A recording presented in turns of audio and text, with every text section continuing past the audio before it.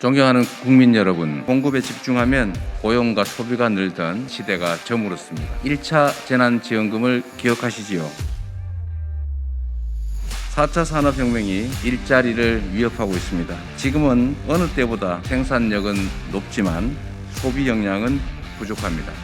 국가재정을 공급에 집중하면 고용과 소비가 늘던 시대가 저물었습니다. 이제는 양극화 완화, 즉 분배 강화가 성장에 도움이 되는 시대로 바뀌었습니다.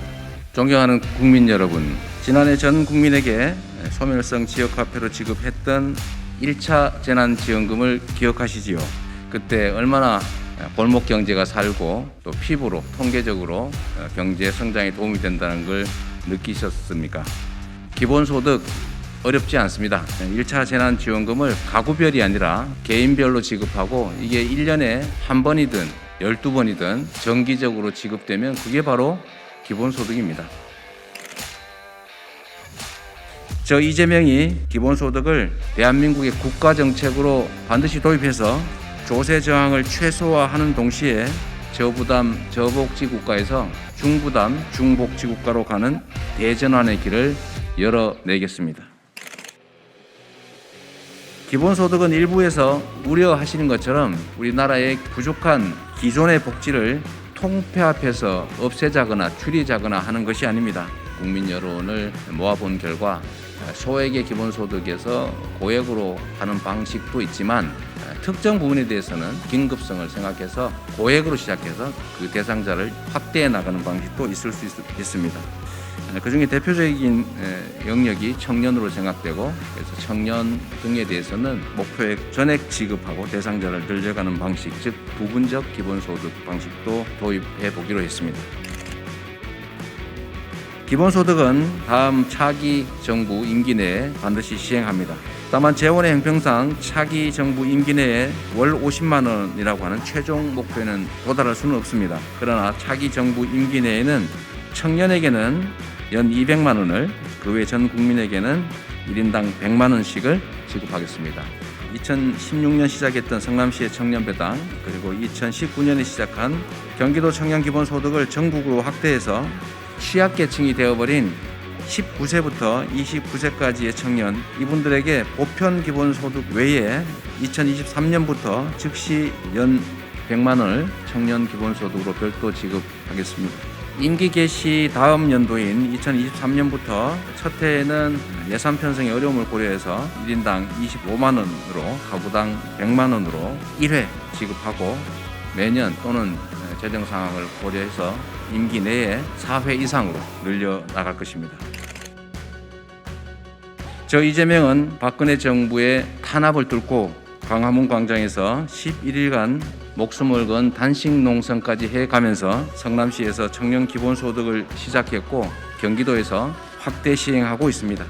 성남시의 청년배당, 또 경기도의 청년 기본소득, 그리고 경기도의 두 차례에 걸치는 재난기본소득이 전통시장과 골목상권 같은 지역경제에 얼마나 큰 활기를 불어넣었는지는 이미 증명됐습니다. 경기도에서 공론화를 위한 수기 토론을 두 차례 실시해본 결과에 의하면 기본소득 도입 찬성 여론이 토론 전에는 50%였지만 토론을 하고 난 후에는 79%로 늘어났습니다.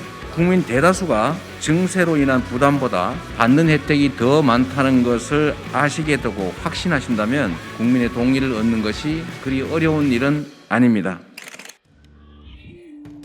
기본소득 재원에 대해서 논란이 많습니다. 도입기에 해당되는 차기 정부의 기본소득은 일반 재원, 조세 감면 축소분, 긴급한 교정과세 재원, 기본소득 토지세와 탄소세에 해당됩니다. 구체적으로 말씀드리면 재정구조개혁, 예산 절감, 예산 우선순위 조정, 물가상승률 초과하는 자연증가분의 예산, 그다음에 세원관리 강화를 통해서 25조 원 이상으로 재원을 마련할 수 있을 것 같습니다.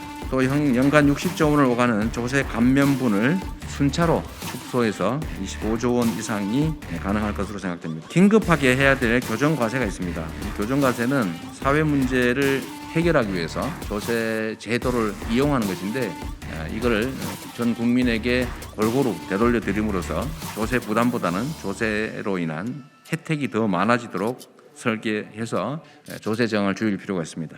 그 중에 하나가 기본소득 토지세, 우리가 통상 국토보유세라고 불러온 토지세에 해당이 되겠습니다. 토지 공개념을 실현해야 되고 불로소득을 차단해서 부동산 투기를 억제해야 합니다. 국토보유세를 1% 부과하게 될 경우에 약 50조 원을 초과하는 재원이 생길 텐데, 징수액 전액을 국민에게 균등 지급하는 기본소득 목적세로 신설을 하게 되면 저희 설계로는 약 86%의 가구들이 부담하는 조세보다 돌려받게 되는 기본소득액이 훨씬 크기 때문에 순수혜자가 돼서 조세 저항이 최소화될 수 있습니다.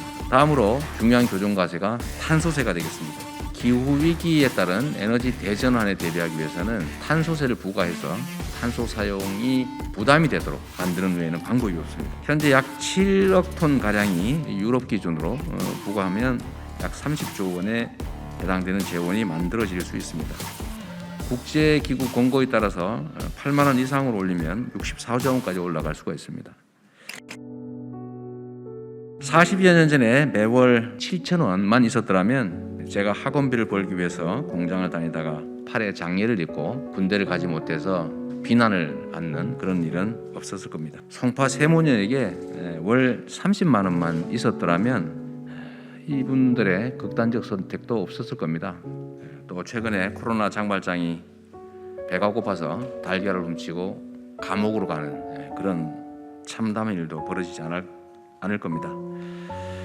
사회 경제적 불평등 문제를 해결하고 지속 가능한 공동체 유지를 위해서 프란치스코 교황, 그리고 빌 게이츠, 마크 저커버그, 일론 머스크 같은 글로벌 CEO들도 기본소득 도입을 주장하고 있습니다. 전 국민 기본소득 도입으로 대전환의 시대에 양극화 완화와 지속가능 성장이라는 새 역사를 만들어내겠습니다. 공정성장의 핵심 기본소득, 이재명은 합니다.